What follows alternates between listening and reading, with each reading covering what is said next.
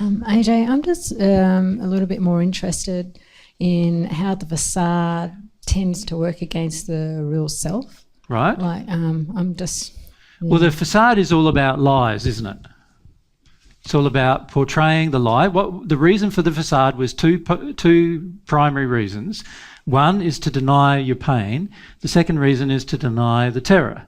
So desensitise the pain, deny the terror. That's the main result. Now the pain believes itself to be your real self, right? So what the facade is doing is supporting the pain in its belief, right? Now, that, of course, is removing you from who you really are, an awareness of who you really are, right? Now we do it for lots of different reasons, but a lot of them relate to what we want others to perceive us to be, don't they?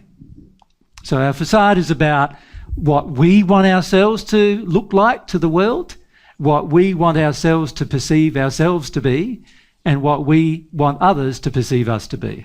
That's what our facade is, usually around those three things. And that none of those things are what God created us to be. None of those things.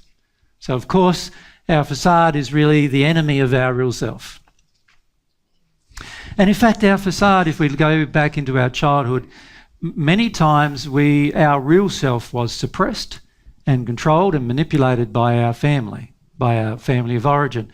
So we were taught that being your real self is a bad thing. And many of you are deeply ashamed of your real self, and you don't even really know why. But one of the reasons why is because you were punished for being your real self at different times in your childhood. So is that why potentially the facade is terrified of the real self? Because of those memories? Yes, the facade is terrified of, not so much of the real self, but the facade is terrified of, if you are your real self, what will happen to you. So a lot of it's about the threat of attack, the threat of violence, the threat of ridicule, the threat of, all these different threats that we unfortunately endured in our childhood. They were all real, they were all real threats to our very existence in many cases. And so what we learned is being your real self's a bad thing. The real self's bad. Being your real self is a bad thing. You've got to be the facade. That's the way you survive. And so the facade naturally is terrified about you being your real self. And there's your global terror. It's naturally terrified because of a whole series of events that occurred in your childhood and way before your childhood and in your parents' childhood and so forth, that are all passed down. It's really sad, huh? The very thing that God created you to be, you're struggling to not be.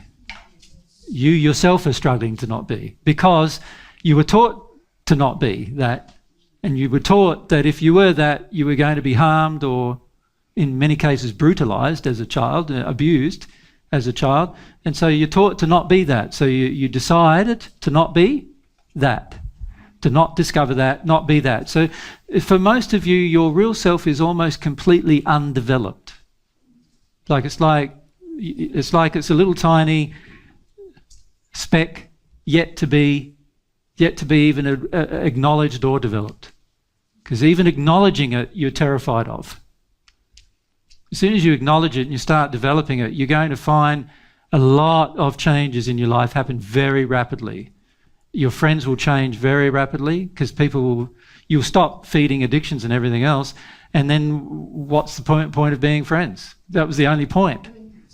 Being a friend was feeding that addiction and feeding this addiction, so you stop being friends and you start reacting from your real self. People go, I don't like you anymore. And that's what you're afraid of, one of the things you're afraid of. Being your real self and nobody liking you.